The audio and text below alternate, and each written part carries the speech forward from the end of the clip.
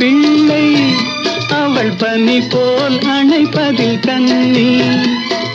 பால் போல் சிரிப்பதில் பிள்ளை அவள் பனி போல் அணைப்பதில் கண்ணி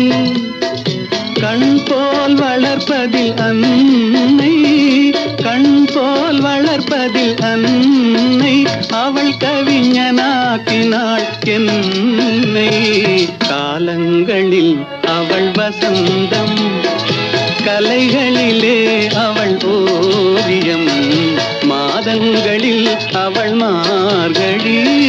மலர்களிலே அவள் மல்லிகை காலங்களில் அவள் வசந்தம்